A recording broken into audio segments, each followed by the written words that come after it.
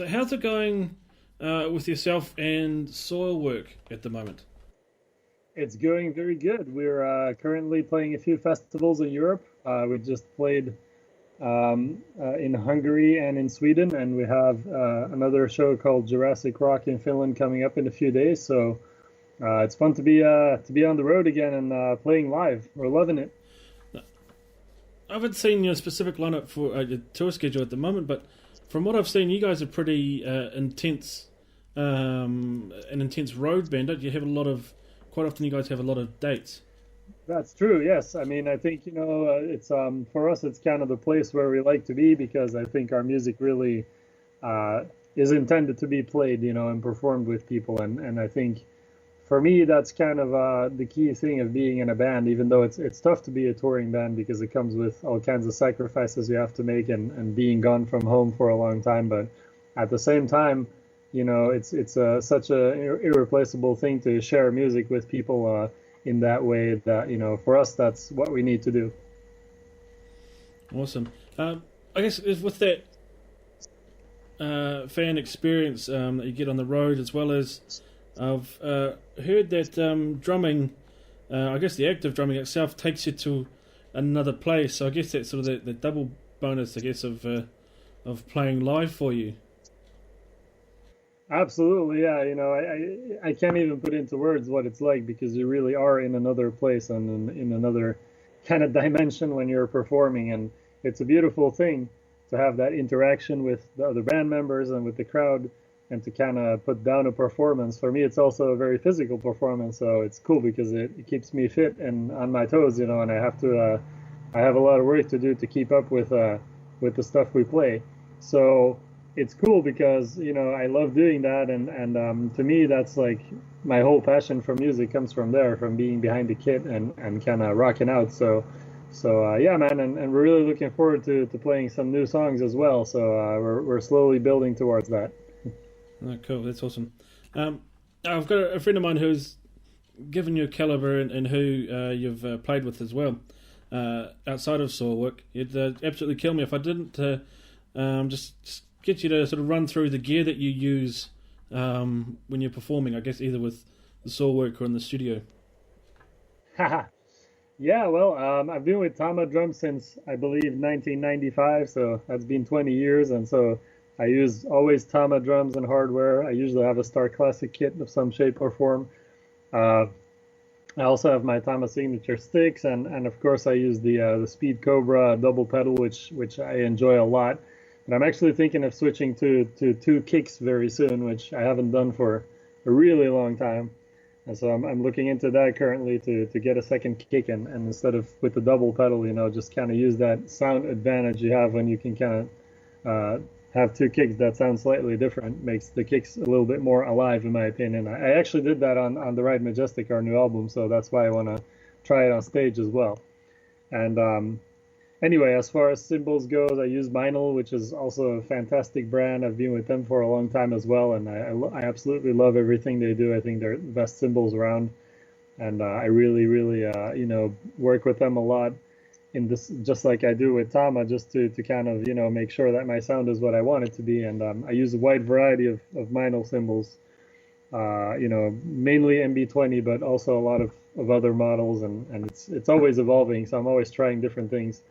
Then I use Evans drum heads, which are awesome, and I also use DB drum shoes, which is a small company from America, which makes awesome shoes that I feel super comfortable playing with. Awesome. So it sounds like you really look into what you're playing and you really sort of strive to get the best out of your sound. It's instead of just sort of going with one guy or whatever who's just going to give you all the stuff. You sort of really sort of investigate everything. Yeah, absolutely. I think that's important, and I think you have to be comfortable and also proud of what you're playing. And the last 2 years I haven't done as many clinics, but there were a few years there where I was really doing a lot of clinic tours for Tom and also for Meinl, and so I got to kind of visit some factories and also try out some different models because some of the tours were on different models than I was used to playing, and it only made me even more fond of what these companies do, because you take the case of Tama, for example, they really involve their artists with product development, and I do some testing for them, and a lot of other drummers do as well. And mine was the same way, they really uh, value feedback from their artists, and when they develop new things, they'll have us try it, whether it's on a clinic tour or just, they'll send us a batch and have them check them out. So I think that's cool, because it shows that they don't just want to throw some stuff on the market and have people buy it. They really want to make sure that what they do make available is up to standard, and that first and foremost people enjoy playing them. Oh, that sounds awesome. I guess that there must be as sort of technology moves on and things, I guess, in various arenas like that get more advanced. It's always that kind of human touch that sort of makes sure you got everything authentic before going to market, which I guess in terms of music instruments and bands as well is probably, do you think, is how we're going to move forward? Yeah, absolutely. I think, even though sometimes I long for somebody to just invent something completely new that's going to change the face of rock music, because it's been like drums and guitar and bass and vocals for a long time, and in our case, keyboards as well. But at the same time, there's still so much to be explored musically, and bands keep releasing exciting new things and pushing boundaries.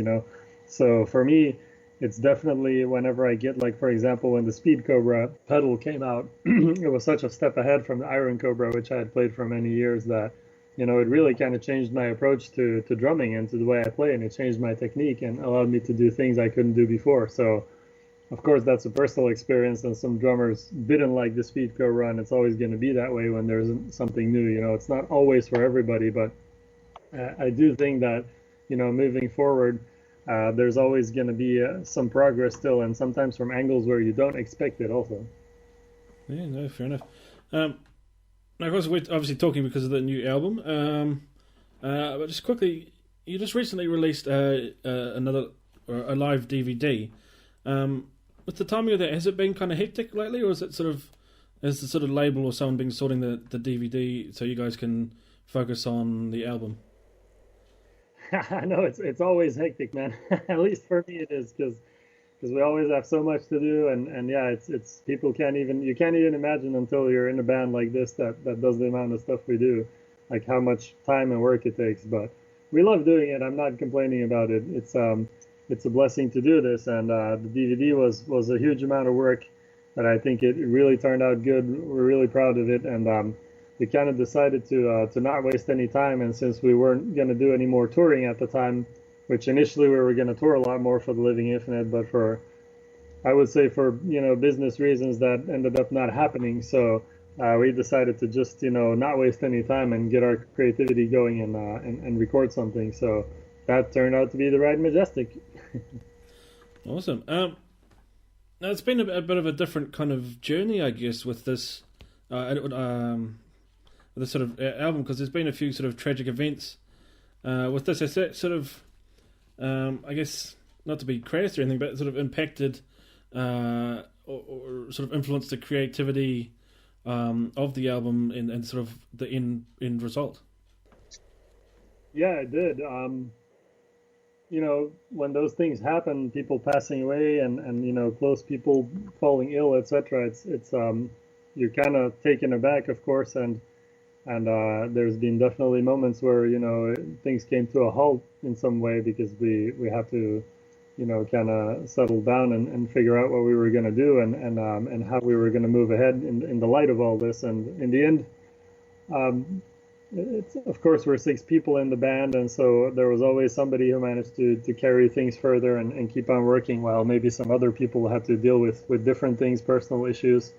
And I think we have a great working relationship within the band that allows us to get through things like that. And also we decided to, or maybe we didn't decide it really, it kind of became the theme of the album, all this stuff happening, and it kind of put us in a place where we thought a lot about life and death, which is ultimately what the album is about, and how you deal with life and death, and how they interact, and how people live on in us after they die, and how we face, the fact that people can suddenly, accidentally just be gone from one day to the next, and there's nothing you can do about it. So that became kind of an atmosphere we were in, and as you said, it definitely had a huge impact on how the music and the lyrics were on this album. Yeah. And how, I guess as drummer, and you sort of you do a lot of work. I guess with your own studio and a lot of other bands. I guess Soilwork's kind of is really a band that you're quite active in. Is that right? Absolutely, and not just as a drummer, but I'm very involved with everything else as well because I always end up being that guy somehow in the band that, it was the same in my old band Scar, where after a while I just take care of a lot of stuff because I take a lot of initiative and I'm very good at, responding to emails and phone calls, etc. And I just, over the years, I've learned a lot about everything that's connected to a band, also all the non-musical stuff. So people start relying on me because they know that, if they call me and, hey, Dirk, we need, this paperwork filled out or whatever, they know it's going to get done and probably pretty quickly. Whereas some other people, and in every band I've been in, it's like this. Some other people they just want to play music. And then when they're not playing music or doing a tour or recording an album, they're just kind of doing something else and not necessarily so involved in that business side. And that's okay because if all six of us were involved in the business, it would be impossible too. So you need a few guys in the band that have their heads into that though, and I'm definitely one of them. So between all the music I do outside of solo work, like a lot of session work, I do drum lessons, instructional videos, clinic tours, and then everything connected with solo work. Yeah, I don't sleep much, man. Looking at your website and all that, it certainly doesn't seem like you would. But just quickly on that, I guess I'm sort of running out of time, kind of. Now, first up, it goes back a couple of years, I guess, but I'm a particular fan of Devin Townsend. So I guess I noticed he made an appearance or was a part-time member or something of Bent C for a bit. So I guess working with him was left an impact on you.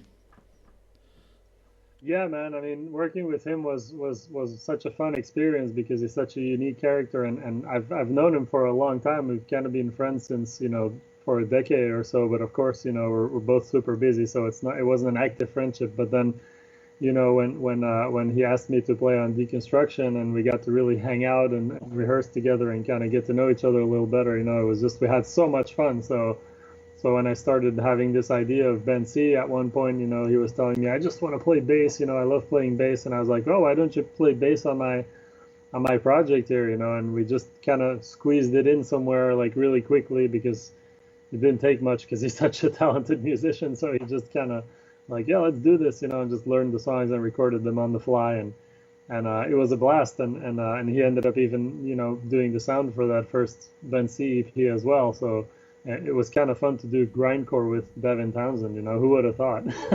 Yeah, especially these days. Yeah. And finally, I guess just going over your website, I'm interested in your work on Tune Track. That looks like something quite interesting to have been a part of.